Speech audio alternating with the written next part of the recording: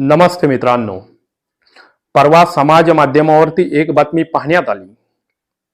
सातारा जिल्ह्यातील एका खेडेगावातील एका उच्च शिक्षित तरुणीने त्याच गावातील मुलासोबत पळून जाऊन प्रेमविवाह केला आणि या घटनेची हाय खाऊन त्या मुलीच्या आईने स्वतःचं आयुष्य संपवलं.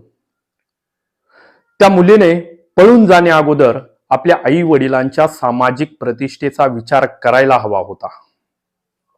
मात्र त्या मुलीने तो विचार केला नाही.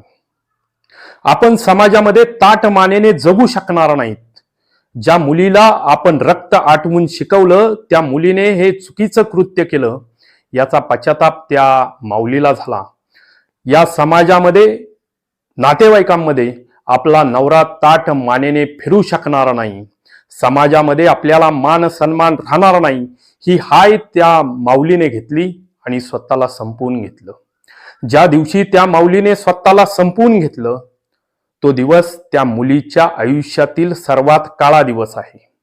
कारण 9 महिने 9 दिवस त्या माऊलीने त्या मुलीला पोटामध्ये वाढवलं, जन्म दिला, पोटाला चिमटे घेऊन उभं आयुष्यातील प्रत्येक क्षण बापाने आणि आईने त्या लेकरासाठी म्हणजेच त्या मुलीसाठी वेचला. मात्र त्या मुलीला या सगळ्या वेचलेल्या क्षणांची कदर नव्हती आणि त्या मुलीने आई वडिलांचं तोंड काळं केलं.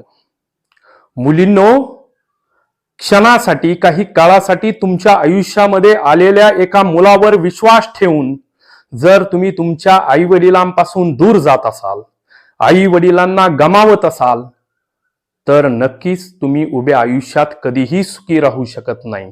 कारण सुखाची व्याख्या काय, तर आपल्यामुळे आपले आई वडिलांच्या चेहऱ्यावरती निर्माण होणारा हास्य म्हणजे तो तुमच्या आयुष्यातील सुखद क्षण. मुलींनो, चुकीच्या मार्गाचा विचार करू नका. तुमच्या आयुष्यामध्ये निस्वार्थपणे तुमच्यावर प्रेम करणारे फक्त तुमचे आई वडीलच असतात, असं मला या अनुषंगाने सांगावंसं वाटतं. त्यामुळे आपल्या आयुष्यातील प्रत्येक क्षण तुम्ही आई वडिलांसाठी वेचा, असं मला या अनुषंगाने सांगावंसं वाटतं. धन्यवाद.